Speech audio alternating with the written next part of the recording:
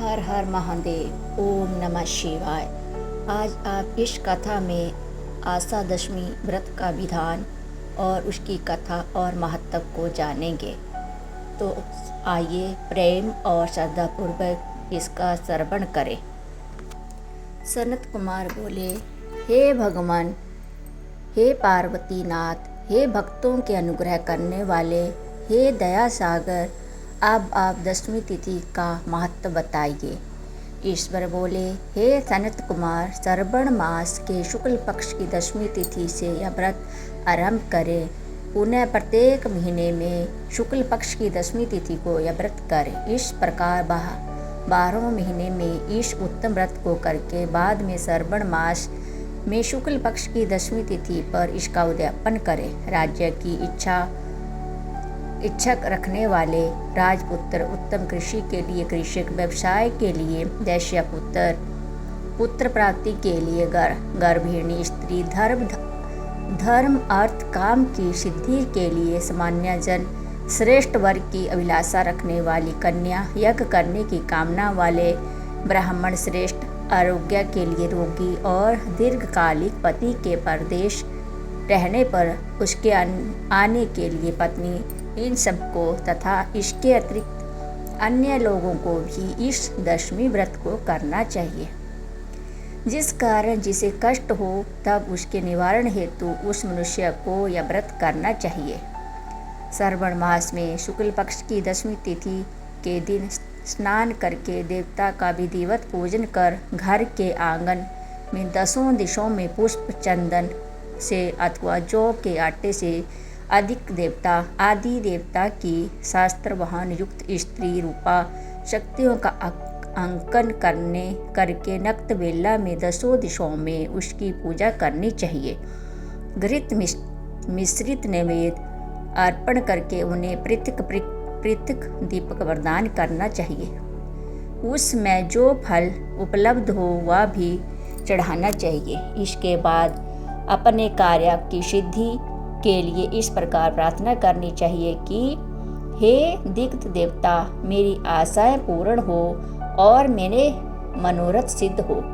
आप लोगों की कृपा से सदा कल्याण हो। इस प्रकार विधिवत पूजन करके ब्राह्मण को दक्षिणा देनी चाहिए। हे मुनि श्रेष्ठ, इस क्रम से प्रत्येक महीने में दशमी तिथि का यह व्रत सदा करना चाहिए और एक वर्ष तक करने के अनंतर उद्यापन करना चाहिए। अब पूजन की विधि कही जाती है। सुवर्ण अथवा चांदी अथवा आटे से ही 10 दिशों का बनावट बनवाएं। उसके बाद स्नान करके भली भांति वस्त्र भूषण से अलंकृत होकर बंधु बांधवों के साथ भक्तिपूर्वक मन से 10 देवताओं का पूजन करना चाहिए। घर के आंगन में क्रम से इन मंत्रों के द्वारा दिक्थ देवताओं को स्थापित करें। इस भवन के स्वामी और देवताओं तथा दानवों से नमस्कार किए जाने वाले इंद्र आपके ही समीप रहते हैं। आप इंद्री नामक दिग्ध देवता को नमस्कार है।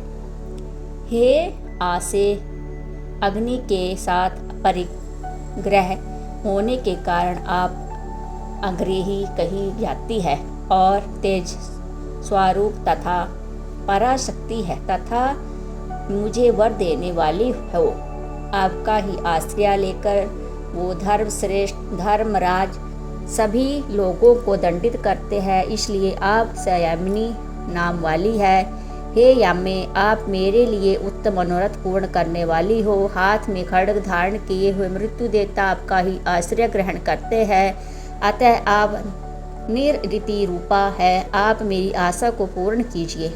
हे वरुणी, समस्त भुवनों के आधार तथा जल जीवों के स्वामी वरुण देव आप में निवास करते हैं, अतः मेरे कार्य तथा धर्म को पूर्ण रूप के लिए आप तत्पर हो। आप जगत के आदि स्वरूप वायु देव के साथ अधिष्ठित है, इसलिए आप वायव्य है। हे वायव्य, आप मेरे घर में नित्य शांति प्रदान करें। आप धन के स्वामी कुबेर के साथ अधिष्ठित है। आप इस लोक में उत्तरा नाम से विख्यात है। हमें शीघ्र ही मनोरथ वरदान करके आप निरंतर हो। हे यशनी, आप जगत के स्वामी शंभु के साथ सुशोभित होती हो। हे शुभे, हे देवी, मेरी अभिलाषाओं को पूर्ण कीजिए। आपको नमस्कार है, नमस्कार है। आप समस्त लोकों के ऊपर अधिष्ठित है, सदा कल्याण करने वाली है और सनक आदि मुनियों से गिरी रहती है। आप सदा मेरी रक्षा करे। सभी नक्षत्र, ग्रह, तारागण तथा जो नक्षत्र माताएं हैं, जो भूत प्रेत तथा विघ्न करने वाले विनायक हैं, उनकी मैंने भक्ति युक्त मन से भक्ति पूर्वक पूजा की है। वो सब मेरे अभिष्ट की सिद्धि के लिए सदा तत्पर हो। नीचे के लोकों में आप सर्पों तथा नेवलों के द्वारा सेवित है। आप अतः नाग पत्नियों सहित आप मेरे ऊपर प्रसन्न हो।